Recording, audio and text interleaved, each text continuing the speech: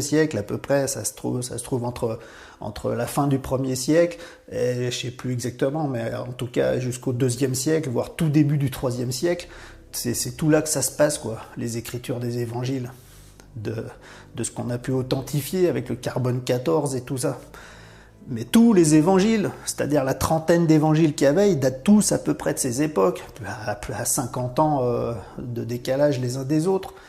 Mais que ce soit les 4 qui ont été choisis comme canoniques ou les autres qui ont été rejetés comme apocryphes, en fait, ils datent tous à peu près des mêmes périodes, entre le 1er siècle et le 3e siècle.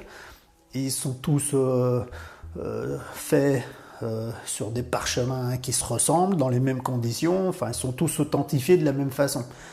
Mais il y a eu ce premier concile. Je rappelle que le premier concile, c'est quoi finalement?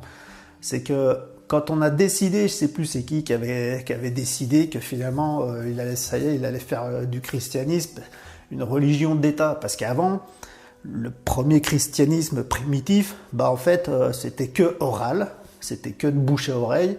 Les gens, depuis les apôtres, se transmettaient de génération en génération ce que Jésus avait pu raconter à son époque. Et donc les 12 apôtres ont rapporté, ils étaient les disciples de Jésus, ils ont rapporté ce que Jésus avait raconté, ça s'est transmis sur quelques générations. Chacun transmettait ce qu'il avait compris avec sa propre interprétation déjà, et ainsi de suite, quoi. Mais ça se faisait d'abord de façon orale, avant qu'il y ait ces fameux manuscrits retrouvés, les évangiles, qui eux datent, comme on l'a vu, de 2 à 3 siècles plus tard, après Jésus.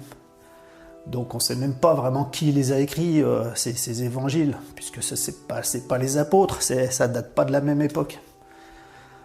Et donc le premier concile, donc il y avait tout un ensemble de christianisme primitif où finalement il y avait plein de petites églises, plein de petites écoles, quoi. C'était très mal défini, c'était indéfini justement, c'était de la transmission orale, mais d'une contrée à une autre, on se disait plus vraiment exactement les mêmes choses, c'était pas forcément exactement les mêmes enseignements, c'était assez anarchique, aléatoire finalement, parce que c'était oral.